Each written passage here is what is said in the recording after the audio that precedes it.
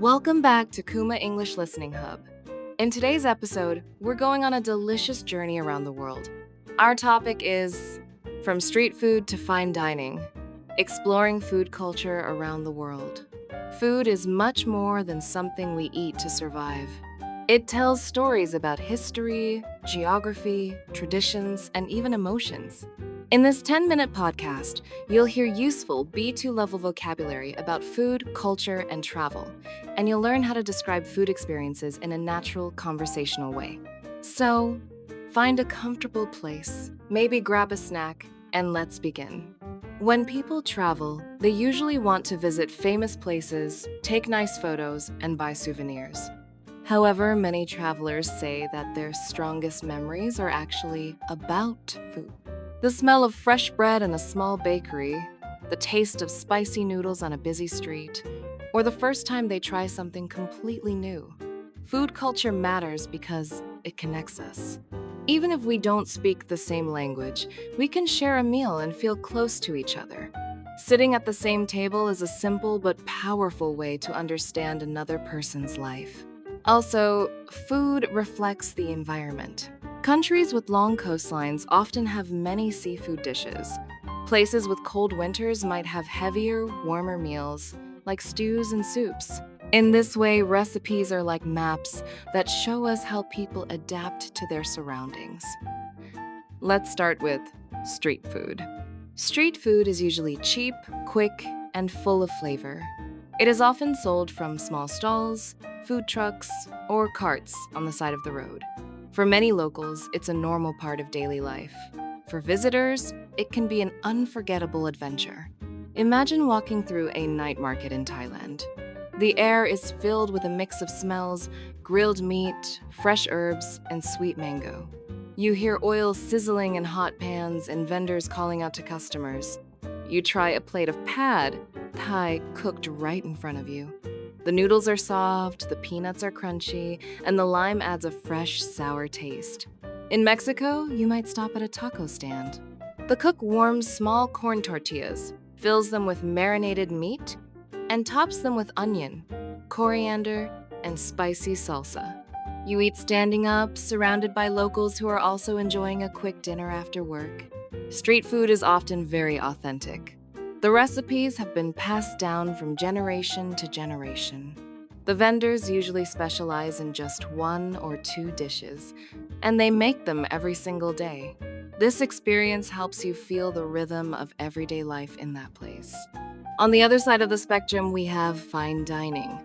Fine dining restaurants are usually more expensive. They focus on presentation, service, and atmosphere. The goal is not only to feed you, but also to create a special experience. In a fine dining restaurant, the menu might be seasonal, which means it changes depending on the time of year and available ingredients. The portions can be smaller, but each dish is carefully designed. Chefs combine flavors, colors, and textures in creative ways. Sometimes, the plate looks like a piece of modern art. Imagine a small restaurant in Paris with only 10 tables. The lights are soft, the music is quiet jazz, and the waiter explains each course in detail. Your main dish might be duck with an orange sauce, served with perfectly cooked vegetables. The flavors are balanced, and the plate is arranged beautifully. Fine dining is not something people do every day. It is often connected to celebrations, birthdays, anniversaries, or important business meetings. While street food shows everyday culture, fine dining shows a more formal and sometimes experimental side of a country's food scene. Food culture does not appear out of nowhere. It is shaped by history, trade, religion, and migration. For example, many Indian dishes use spices like cumin, turmeric, and cardamom. These spices became famous around the world because of the ancient spice trade routes. European explorers traveled long distances to find them, and over time, these flavors also influenced European cooking. In Japan, the tradition of sushi is closely connected to the country's geography. Japan is an island nation, so fresh fish has always been important. The idea of using raw fish with rice developed over centuries, and today sushi is popular worldwide. In Mediterranean countries such as Greece and Italy, you'll find a lot of olive oil, tomatoes, and fresh vegetables. The warm climate supports these ingredients, and the food is often described as light and healthy. Religious beliefs also play a role. In some countries, pork is not eaten for religious reasons. In others, beef is avoided. These rules influence what people cook at home and what restaurants serve to their customers. Migration, or the movement of people from one country to another, has also created new food traditions. When people move, they bring their recipes with them. Over time, their traditional dishes mix with local ingredients and tastes. This is how fusion cuisine appears, combining elements from different cultures in unexpected ways. Food culture is not only about what we eat, but also about how we eat it. Every culture has its own table manners and traditions.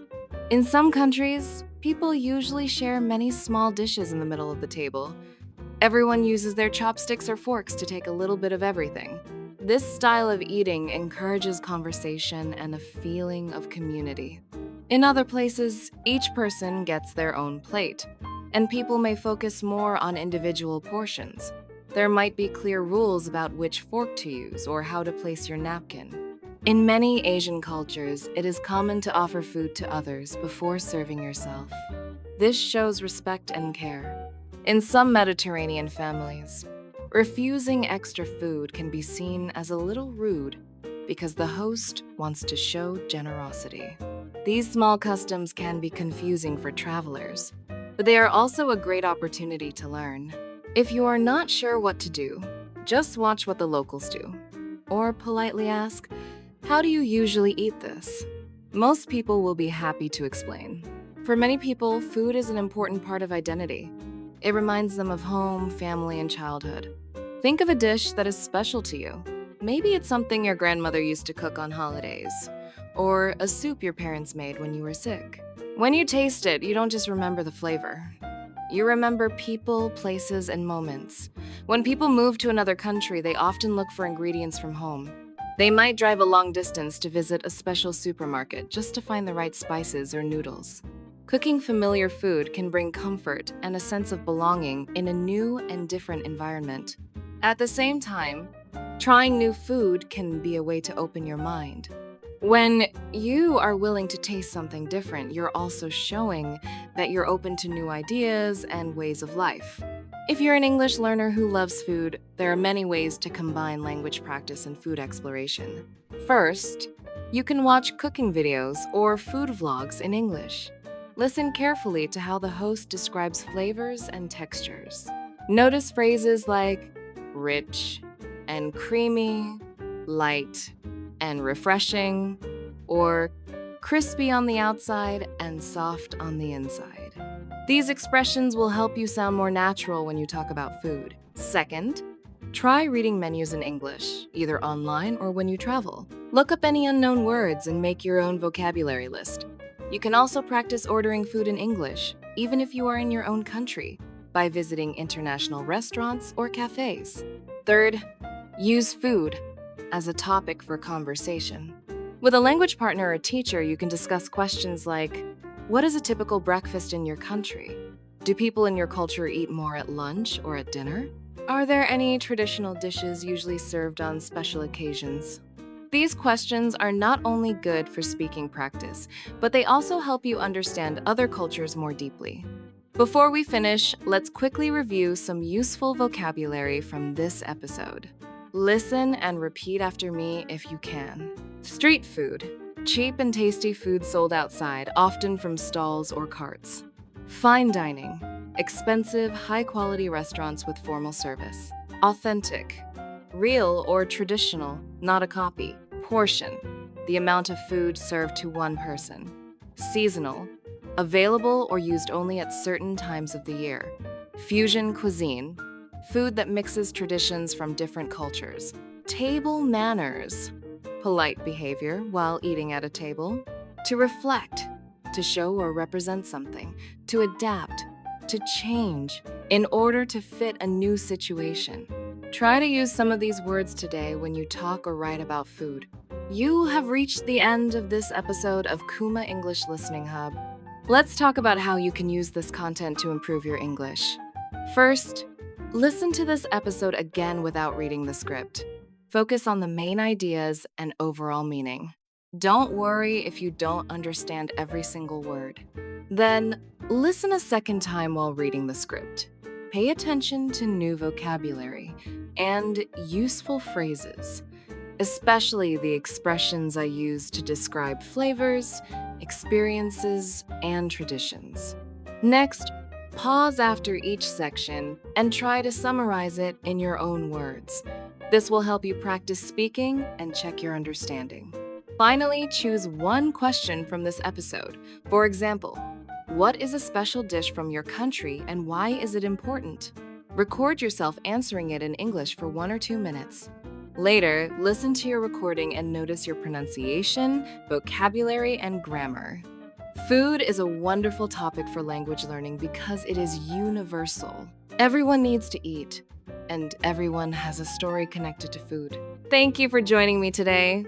If you enjoyed this episode, don't forget to like, subscribe, and share it with a friend who is also learning English. See you next time on Kuma English Listening Hub.